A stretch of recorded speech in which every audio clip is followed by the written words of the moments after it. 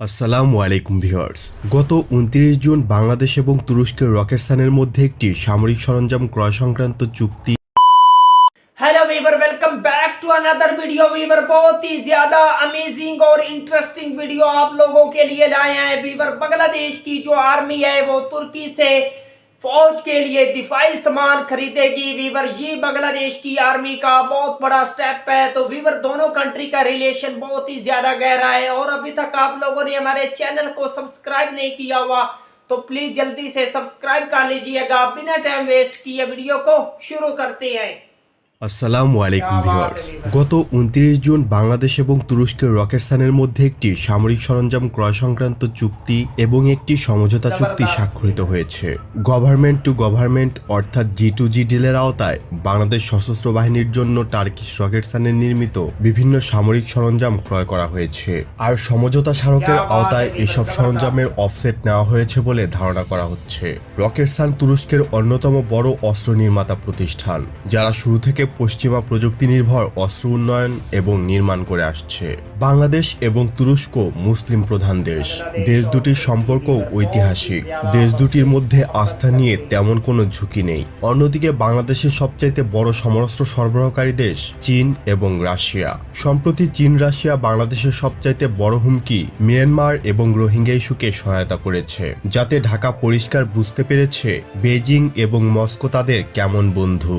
আবার চীন রাশিয়ার বিপরীতে সরাসরি আমেরিকান ব্লকে যোগ দিলে চীন বাংলাদেশকে অর্থনৈতিক চাপ দিবে, যার ফলে বাংলাদেশের অর্থনীতি দীর্ঘমেয়াদী ঝুঁকিতে পড়বে। তাছাড়াও আমেরিকার সম্পর্কে দেশের মানুষেরও আপত্তি রয়েছে। তাই বাংলাদেশের এমন একটা দেশ প্রয়োজন ছিল যারা দক্ষিণ এশিয়াতে বাংলাদেশকে সাপোর্ট দিবে এবং দেশের সমরাস্ত্রের যোগান দেবে, যাতে আমেরিকা চীন বা রাশিয়া খুব বেশি আপত্তি না করে, এমনকি দেশের মানুষও বিষয়টা ভালোভাবে নেয়। এত সব কন্ডিশনের মধ্যেও বাংলাদেশ সমরাস্ত্রের কোয়ালিটির বিষয়ে আপোষ করতে রাজি নয়। বাংলাদেশের এসব চাহিদা পূরণের মতো একটা মাত্র দেশই ছিল তুরস্ক।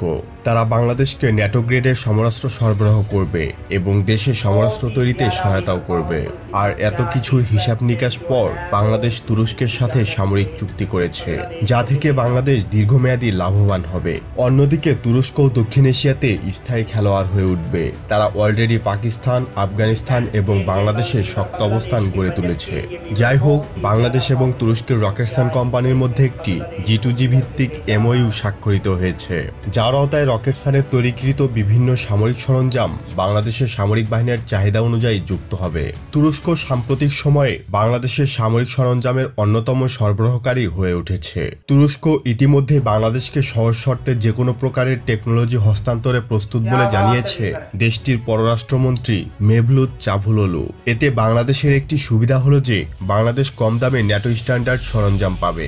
অন্যদিকে ভূরাজনৈতিকভাবে চীন, যুক্তরাষ্ট্র, ভারতের প্রভাবকে পাশ কাটিয়ে মানসম্মত সরঞ্জাম ক্রয় করতে পারবে।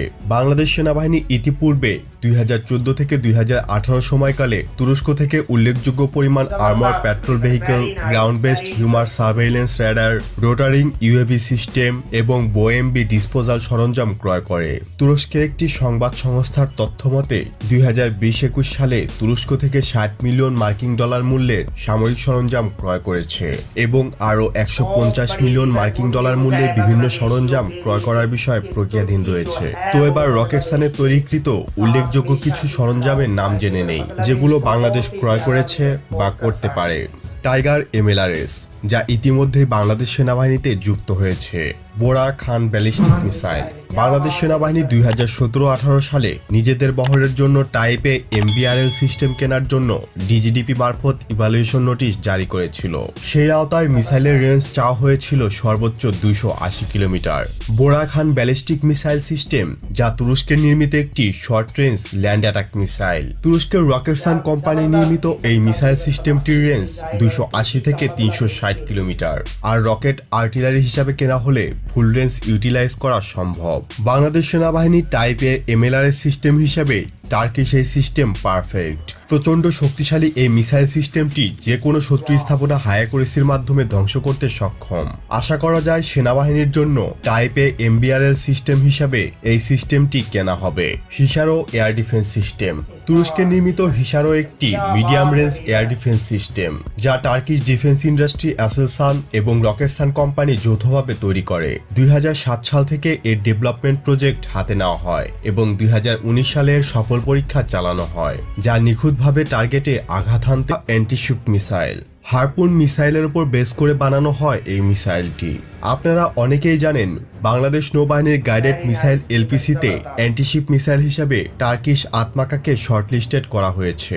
এছাড়া অন্যান্য অপশনের মধ্যে রয়েছে কোরিয়ান SSM-700K এবং ইটালিয়ান অটোম্যাট MK2 ব্লক 4 বা মার্টি টাই হারকুস-সি ক্রয় সম্পন্ন করেছে।